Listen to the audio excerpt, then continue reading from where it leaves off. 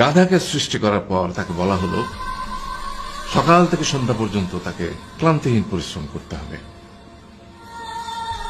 সারা জীবন তাকে পিঠে ভারী বোঝা বইতে হবে, খেতে পাবে শুধু ঘাস, আর তার মাথায় কোনো বুদ্ধি থাকবে না।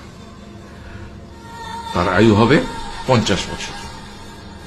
গাধা করজোড়ে সৃষ্টিকর্তাকে বলল, আমি এত বছর বাঁচতে চাই না, আমাকে 20 বছর আয়ু দেওয়া হোক। সৃষ্টিকর্তা সেটাই মঞ্জুর করলেন। কুকুরকে যখন সৃষ্টি করা হলো তখন তাকে বলা হলো যে সে হবে মানুষের সবচেয়ে বড় বন্ধু, কিন্তু সে খাবে মানুষের উচ্ছিষ্ট, এবং তার আয়ু হবে 30 বছর। কুকুর সৃষ্টিকর্তাকে বলল, আমি এত বছর বাঁচতে চাই না, আমাকে 15 বছর আয়ু দেওয়া হোক। সেটাই মঞ্জুর করা হলো। এরপর বানরকে বলা হলো, তুমি শুধু গাছের এ ডাল থেকে ও ডালে ঝুল খাবে এবং নানান রকম ফন্দি ফিকির করে মানুষকে আনন্দ দিবে, তোমার আয়ু হবে 20 বছর। মানুষ বলল, আমি 20 বছর বাঁচতে চাই না, আমাকে 10 বছর দেওয়া হোক। সেটাই মঞ্জুর করা হলো।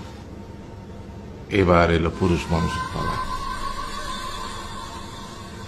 তাকে বলা হলো যে তুমি হলে প্রাণীকুলের মধ্যে সবচেয়ে বিচক্ষণ এবং বুদ্ধিমান, সেই জন্য তোমাকে প্রাণীদের শিরোমণি করা হলো এবং তোমার আয়ু হবে 20 বছর।